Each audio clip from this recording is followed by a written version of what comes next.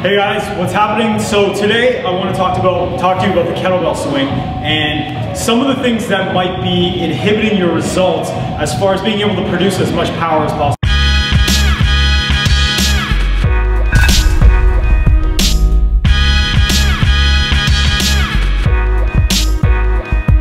So I got my buddy Eric Wong here, who is not only one of the best MMA coaches around, but one of the best functional anatomy guys that I know. And he's going to talk to me a little bit about the hardstyle swing and how having loose hip flexors or hip flexors that are working properly will help with your swing and being able to really drive your glutes and your ability to use your glutes in producing power for the swing and for the other ballistics, obviously, like the clean and the snatch. So, you want to talk to me about it a little bit? I like cleans and snatches.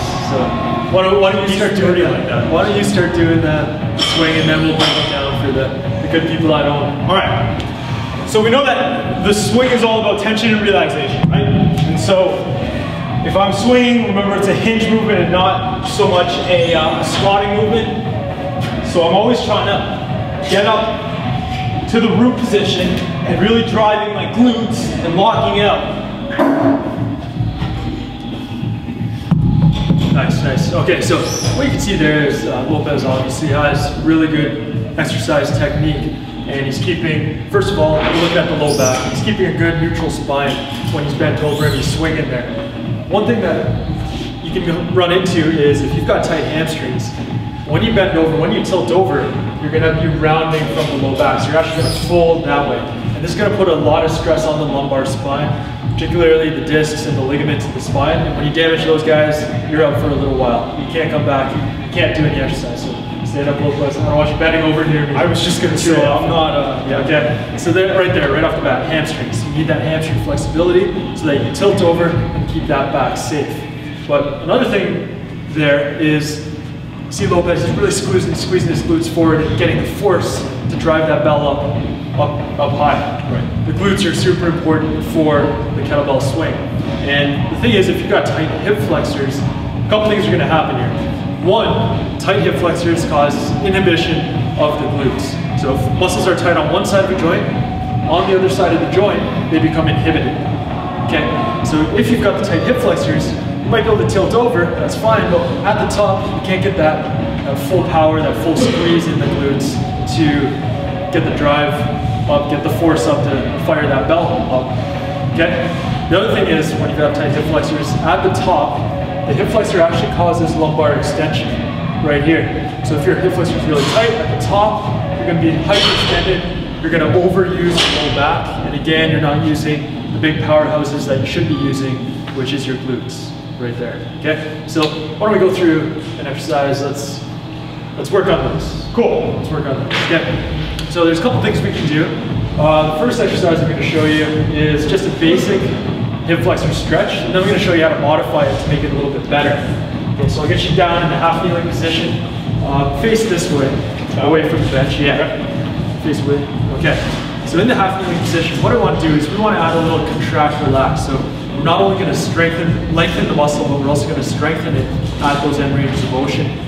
What happens there is when you strengthen muscles at the end range of motion, that flexibility that you gain, you keep it. Keep it a lot longer and better than just this normal static stretch. So what we're going to do is start in the flex position, flex your hip. So bend. Yeah, right there, right there. Now squeeze your glute tight and then drive forward into the stretch. Get up tall, keep the glute on. Tall.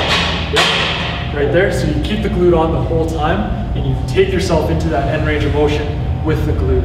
That way you're going into that end range of motion. You're entering the range of motion with control of the body. Okay, so hold it there for 5-10 seconds, good hard squeeze, and then you relax and sink down a little deeper. So don't sink off yet, relax, and drop the pelvis to the floor. Just sink down into that stretch a little more.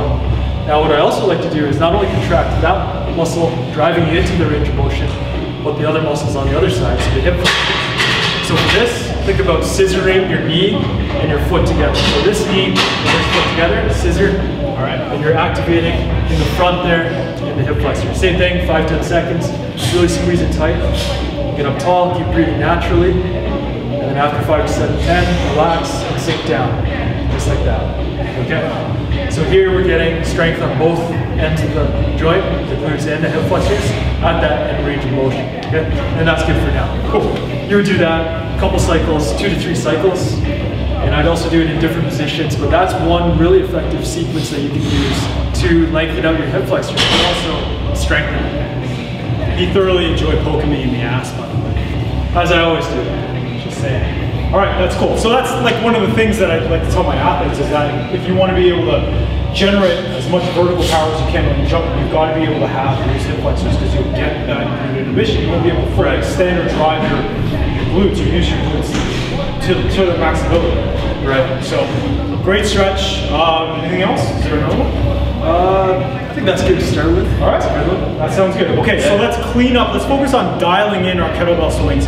Again, we only focus on a certain number of exercises, so let's make sure that we're mastering them and getting the most out of them. Making sure that you've got flexible hip flexors, that you are not inhibited in your glutes, and that you're able to get that maximum hip extension and hip drive is so important for the swing. So let's focus on doing stretches like that and really dialing in our technique. So this is my buddy Eric, and we'll see you guys in the next video.